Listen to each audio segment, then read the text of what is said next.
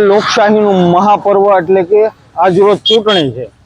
અત્યારે 26/4/2026 આ ધારી શહેરની મેઇન બજાર યોગીજી ચોક વિસ્તાર। આજે આપ સૌને જણાવતા દુઃખ પણ થાય છે કે આ છે ધારીની ખરી હકીકત। આજે જે ઉમેદવારોનું ભાવિ ઈવીએમમાં કેદ આપણે કરી રહ્યા છીએ, ત્યારે પાછલા દિવસોમાં ધારીનો વિકાસ કેવો થયેલો છે એ વાસ્તવિકતા આપ સૌ નિહાળી રહેલા છો। મારી પાછળ આ છે ગટરના ગંદા પાણી। આજ રોજ ધારી શહેરની અંદર જે ગટરના ગંદા પાણી વહી રહેલા છે, આજે ચૂંટણી મહાપર્વ અને આજના દિવસે તમે જોઈ શકો છો કે મેન બજારમાંથી જે પાણી વહી રહેલું છે એ ગાંધી બ્રિજ ખાતે જમા થઈ રહેલું છે। આજે લોકશાહીનું મહાપર્વ છે, સાથોસાથ ધારી શહેરના શહેરીજનોને કેવી સુવિધા આપવામાં આવી છે આ ધારી નગરપાલિકા દ્વારા, એ પણ આ નજરે આ વાસ્તવિકતા તમે સૌ નિહાળી રહેલા છો। આ રોજિંદાનો પ્રશ્ન છે। જ્યારે પણ ધારી શહેરના શહેરીજનોને પીવાનું પાણીનું વિતરણ કરવામાં આવે છે, ત્યારે ગટરો ઉભરાય છે। ગટરોને ઉભરાતી બંધ કરવા માટે ધારી શહેરને અને એના શહેરીજનોને તરસ્યા રાખવા પડે છે।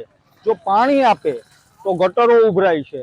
આ છે ધારીની ખરી વાસ્તવિકતા। આજ રોજ આમ જોઈએ તો મતદારોના મિજાજ તમે સહુ કોઈએ જાણ્યો। આપણે મતદારોની સાથે પણ વાતચીત કરી કે મતદારોને શું જોઈએ છે, પરંતુ હકીકતમાં તમે સહુ પણ આ નરી વાસ્તવિકતા નિહાળી રહેલા છો કે શહેરીજનોને મતદારોને કેવી સુવિધા આજે ધારી શહેરમાં મળી રહેલી છે।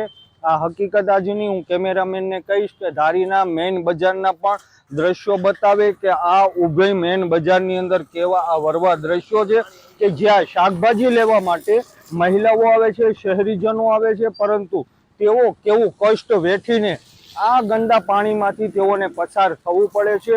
હકીકતમાં વેદના વેઠી રહેલી આ ધારીની શહેરીજનોની આ ખરી વાસ્તવિકતા। આજરોજ જ્યારે મતદાન મહાપર્વ છે, ત્યારે આજના દિવસે પણ આ ગંદી ગટરો ઉભરાયેલી છે અને મતદારો આજે પોતાના ઉમેદવારને, જ્યારે ખરેખર હકીકતમાં જ્યારે મતદારોને રીઝવવા માટે નેતાઓએ, ઉમેદવારોએ ખૂબ જે લોલીપોપો આપેલી છે, વાયદા અને વચન કરેલા છે, ત્યારે તમે ખરી હકીકત જોવો છો આજે ઉભરાતું ધારી શહેર। અને એ પણ આજની વાસ્તવિકતા છે કે આજે મતદાનનો જ્યારે દિવસ છે, ત્યારે આ યાતના ધારી શહેરના શહેરીજનો વેઠી રહેલા છે।